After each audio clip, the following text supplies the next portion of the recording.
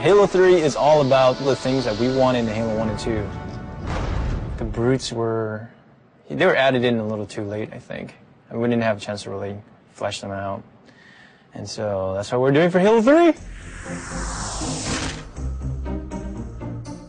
Nailing the flavor for a character is often very difficult. You sort of have to feel it out as you go. The brutes in Halo 2 were meant to be more like the barbarians in Rome.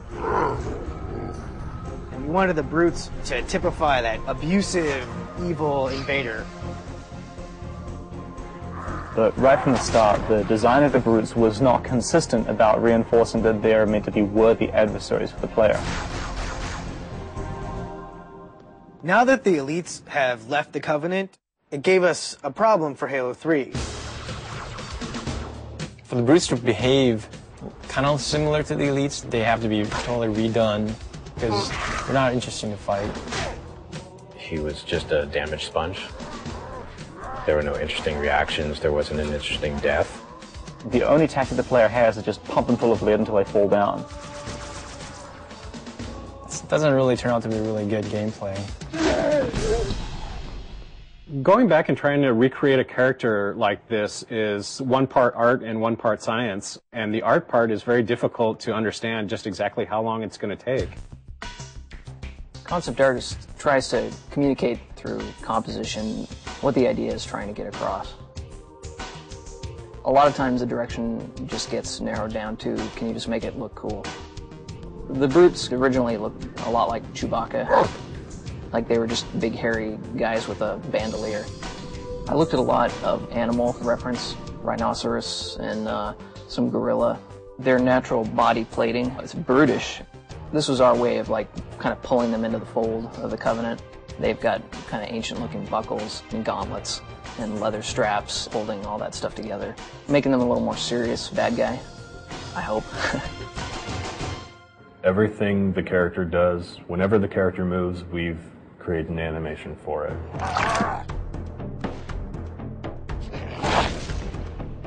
In which way that character moves, that kind of makes him unique. These days now we got our animation reference area upstairs. We just take it upon ourselves to go film us doing each individual motion and then work that into our animation. If a brute is punching the face off a Marine, we're going to embellish that. We're going to make them punch the jaw off too. We're going to make them just punch straight through that Marine. God damn, that looked like in real life. I was just like, Jesus, that was awesome. When I look over and see Jeremy doing something, I'm like, oh, that's really cool. How can I work something like that into his moveset? It's exciting to see what Jeremy does tomorrow and what Bill does the next day. It's always a new... Me too. But not John. No, not so much me. No, nobody likes John. Players who are familiar with the brutes from Halo 2 will notice that these brutes are fully armed, fully equipped, and are not going to be pushovers.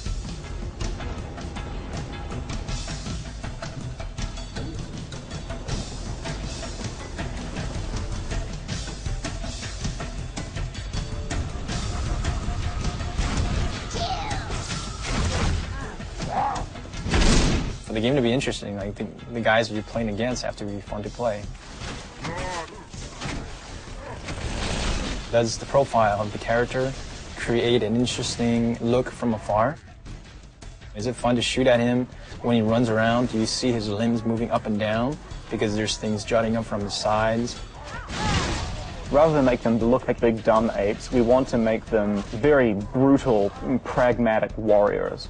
And that's really informed a lot of the visual design.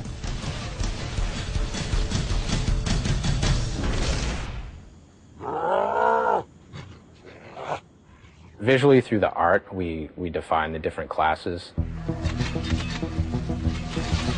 The standard brute has just his normal armor with a very standard helmet. The brute captain has a much bigger headdress. And then the brute chieftains have very elaborate headdresses and very elaborate shoulder pads and armor on them. The interesting thing with some of the ideas that we came up with is not only do we need to figure out how the brutes interact with the other Covenant, but also how brutes interact with brutes.